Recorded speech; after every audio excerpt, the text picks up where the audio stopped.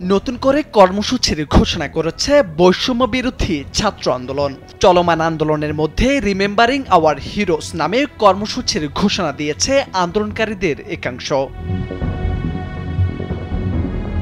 ৩১ জুলাই সংবাদ বিজ্ঞপ্তি পাঠিয়ে এই কর্মসূচির ঘোষণা করেন বৈষম্য বিরোধী ছাত্র আন্দোলনের সহ সমন্বয়ক রিফাত রশিদ। বিজ্ঞপ্তিতে বলা হয়, সাধারণ শিক্ষার্থী ও নাগরিকদের রাস্তায় ধরে মোবাইল চেক, হয়রানি আর নির্বিচারে গ্রেপ্তারের মতো মানবাধিকার লঙ্ঘনের ঘটনা প্রতিদিনের চিত্র।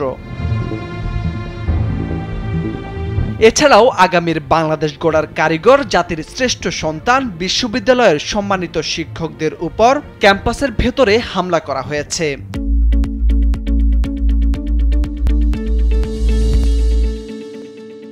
হাত তোলা হয়েছে ঢাকা বিশ্ববিদ্যালয়ের লোক প্রশাসন বিভাগের শিক্ষিকা শেহরিন আমিন মুনানি ও নুসরাত জাহান চৌধুরীর গায়ে।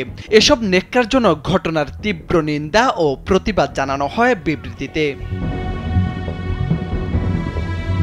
এতে আরও বলা হয়, একটি স্বাধীন দেশে এমন নজিরবিহীন মানবাধিকার লঙ্ঘনের ঘটনা জাতির জন্য অত্যন্ত লজ্জাজনক। এমন ভয়ানক অন্ধকার পরিস্থিতিতে সারা দেশে ছাত্র জনতার উপর হামলা, মামলা ও শিক্ষকদের উপর ন্যাক্কারজনক হামলার প্রতিবাদে জাতিসংঘ কর্তৃক তদন্তপূর্বক বিচারের দাবিতে এবং ছাত্র সমাজের ৯ দফা দাবি আদায়ের লক্ষ্যে আগামীকাল বৃহস্পতিবার নতুন কর্মসূচি দিল বৈষম্য বিরোধী ছাত্র আন্দোলন।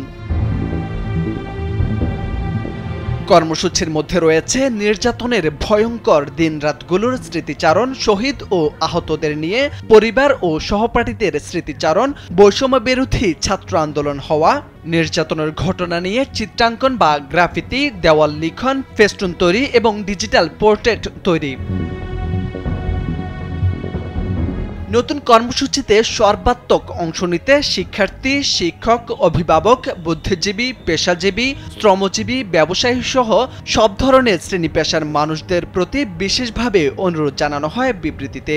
এর আগে বুধবার সারা দেশে পালিত হয় মার্চ ফর জাস্টিস কর্মসূচি। মোরশেদ আলম, কালবেলা।